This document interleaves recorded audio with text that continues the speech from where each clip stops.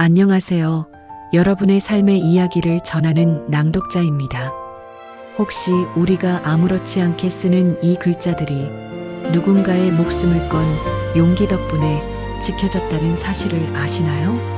오늘은 일제강점기 억울한 사연을 품고 살아가던 한 할아버지가 붓 대신 분필을 든 이야기입니다. 1930년대 조선의 하늘은 먹구름이 가득했습니다. 햇살이 사라진 지 오래 사람들의 마음속에도 희망보다는 절망이 먼저 찾아들었습니다. 거리에는 일본 순사들의 위협적인 발소리가 울렸고 아이들의 웃음소리는 숨죽인 채 들려왔습니다. 가장 두려웠던 것은 우리말과 글이 사라져가는 것이었습니다. 한글을 배우는 것은 죄가 되었고 조선의 아이들은 제 나라의 글을 빼앗겼습니다. 하지만 어둠이 깊어질수록 작은 등불을 든 사람들이 있었습니다. 그 등불은 바로 우리 주변의 평범한 어르신들이었습니다. 오늘 이야기의 주인공은 70을 넘긴 퇴직 서당 훈장 최노인입니다. 그는 붓을 내려놓은 지 오래였지만 마음속에는 늘 억울함이 응어리져 있었습니다. 몇 해 전 그의 아들은 일본에 유학을 갔다가 독립운동에 가담했다는 이유로 고문당하고 돌아와 세상을 떠났습니다. 아들의 시신을 끌어안고 그는 절규했습니다. 왜 하필 너였느냐? 왜 하필? 아들의 죽음은 최노인에게 깊은 상처를 남겼지만 동시에 그에게 다시 일어설 힘을 주었습니다. 아들의 마지막 유언은 늘 그의 귓가를 맴돌았습니다. 밤이 되면 장터 뒷골목에 아이들이 하나둘씩 모여들었습니다. 작은 등불 하나가 어둠을 밝히는 초가집, 그 안에는 낡은 칠판과 함께 허리가 굽은 최노인이 앉아 있었습니다. 할아버지의 목소리는 낮았지만 그 안에는 따뜻함과 단호함이 함께 서려 있었습니다. 아이들은 서로의 손을 꼭 잡고 조심스럽게 방으로 들어섰습니다. 그들의 눈빛은 장난기 대신 호기심과 간절함으로 가득했습니다. 최노인은 떨리는 손으로 분필을 잡았습니다. 칠판 위에는 먹물이 아닌 하얀 가루가 흔적을 남겼습니다. 이것이 기억이다. 기억? 기억할 기, 발음할력. 나라의 뿌리를 기억하라는 뜻이니라.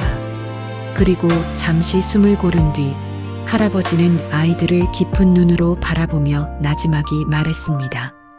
내가 왜 너희에게 글을 가르치는지 아느냐? 내게는 너희 또래의 아들이 있었다. 그 아이는 이름을 지키고 싶어 했다. 이 나라의 이름을, 내 아들의 이름을 놈들은 그것을 빼앗아 가려 했지. 그래서 내 아들은 죽었다. 놈들은 몸뚱이는 앗아갔을지언정 우리에게서 그를 빼앗을 순 없을 게다. 이 글 속에 우리의 혼이 담겨 있으니 그러니 이 글을 배우고 너희들의 이름을 지켜라. 그게 내 아들이 남기고 간 마지막 소원이다. 아이들은 할아버지의 말을 한 글자도 놓치지 않으려 눈을 반짝였습니다. 그들의 작은 손은 칠판을 따라 공중에서 때로는 맨바닥에서 기억을 따라 그렸습니다. 훈장님이 아이들의 손을 하나하나 잡고 날을 쓸 때 그 손길은 단순히 글자를 가르치는 것이 아니라 잊혀져 가는 조국의 이름을 다시 새겨주는 것 같았습니다. 어느덧 몇 년의 시간이 흘렀습니다. 아이들의 손은 능숙하게 한글을 썼고 그들은 이제 단어와 문장을 만들어냈습니다. 그들의 눈빛은 더 이상 단순히 반짝이는 호기심이 아니었습니다. 그 안에는 할아버지가 심어준 자긍심과 용기가 가득했습니다. 그들은 글자를 통해 세상을 읽고 자신들의 정체성을 깨달아갔습니다. 그러던 어느 날 동네에 일본 순사들이 들이닥쳤습니다. 최노인의 초가집에도 불길한 그림자가 드리워졌습니다. 최노인은 놀란 아이들을 품에 안고 떨리는 목소리로 속삭였습니다. 걱정 마라. 내가 늙어 죽는 건 괜찮다. 하지만 이 아이들이 글을 잃으면 조선은 정말 끝나는 것이다. 순사들이 들이닥쳐 집안을 샅샅이 뒤졌지만 최노인은 끝내 붓이나 칠판을 내어주지 않았습니다. 그는 그저 낡은 베개를 베고 누워 늙은이가 그저 쉬는 것뿐이요 하고 담담하게 말했습니다. 순사들은 아무것도 찾지 못하고 돌아갔지만 그날 밤 아이들의 눈에는 두려움보다 더 큰 것이 담겨 있었습니다. 바로 할아버지의 용기였습니다. 시간은 흘러 할아버지는 조용히 세상을 떠나셨습니다.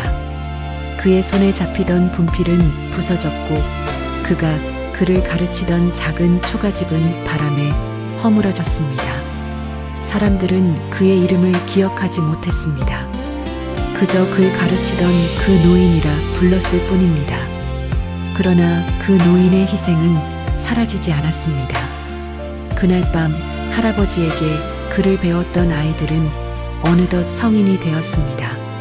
그들은 독립운동가가 되어 빼앗긴 나라의 이름을 되찾기 위해 싸웠습니다. 그들은 교사가 되어 수많은 아이들에게 우리말과 글을 가르쳤습니다. 그들은 학자가 되어 민족의 역사를 기록했습니다. 그들의 가슴 속에는 언제나 할아버지의 가르침이 살아 있었습니다. 나라의 뿌리를 잃지 말라는 그 말씀이 그들의 삶을 지탱하는 힘이 되었습니다. 우리가 누리는 자유는 총칼을 들었던 영웅들만의 공이 아닙니다. 때로는 등잔불 아래에서 붓 대신 분필을 쥐었던 이름 없는 할아버지의 손길에서도 시작되었습니다. 우리가 쉽게 쓰는 이 글자들이 누군가의 목숨을 건 용기 덕분에 우리에게 전해졌다는 것을 기억해야 합니다. 우리 주변에는 여전히 많은 어르신들이 계십니다. 그분들 한 분 한 분의 삶 속에는 우리가 미처 알지 못했던 역사의 한 페이지가 담겨 있습니다. 때로는 그분들의 작은 가르침과 헌신이 한 세대의 정신을 지켜내고 미래를 바꿀 힘이 될 수도 있습니다. 그분들의 굳건한 마음이 바로 우리가 잊지 말아야 할 진정한 유산입니다.